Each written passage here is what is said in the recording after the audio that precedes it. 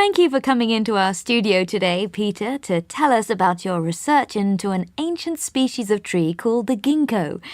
First of all, how did you develop an interest in it? I think that anyone who's seriously interested in plants inevitably comes across the ginkgo tree pretty early in their training because very unusually it's a single plant species with no known living relatives. What particularly fascinated me was the fact that it's been essentially unchanged for more than 200 million years. Other people are attracted by its distinctive leaf. Once you see it, you don't forget it. When was the ginkgo first cultivated? Our best estimate is about 1,000 years ago in China, which is somewhat late.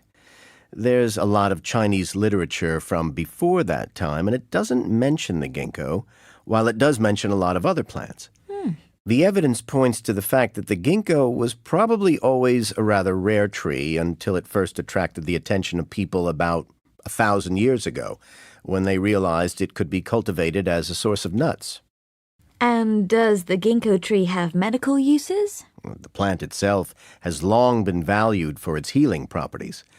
The medicinal uses in the East and the West have gone in different directions, using two different parts of the plant, mainly the seeds in the East and mainly the leaves in the West.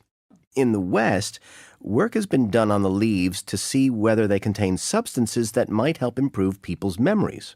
The results, however, have shown no strong evidence for such powers. What else do humans use the ginkgo tree for? Well, it's a very popular tree in city streets all over the world. It's incredibly tough, so can tolerate conditions that might kill other types of tree. It's hard to know exactly why, but the leaves are particularly unattractive to insects that harm other trees, and it seems to survive in a street setting. Its roots aren't getting much oxygen. They're getting a lot of salt, and goodness knows what else is getting poured on them, but it seems relatively resistant to that. You're interested in the benefits of street trees in general, aren't you, Peter? That's right, I am. They're important for a number of reasons.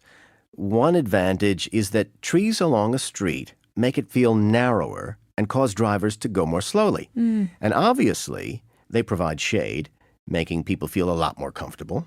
They don't mind being outside if they can be in the shade.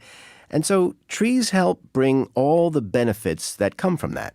Kids playing outside, neighbors keeping an eye on each other's houses, people encouraged to linger in a shopping area that they would otherwise walk right through. Do you think there are lessons we can learn from the ginkgo about preserving other plant species? Well, because humans have distributed ginkgo around the planet, they have helped ensure the species' long-term survival.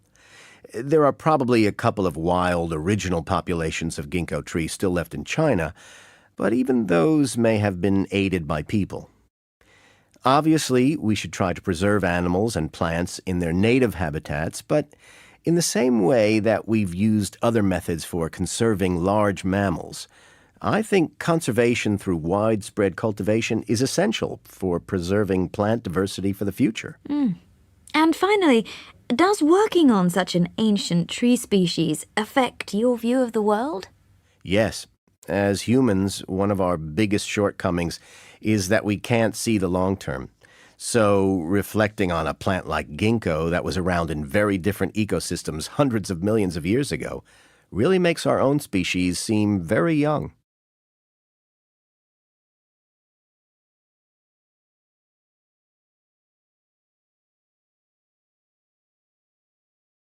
Now you will hear part 4 again.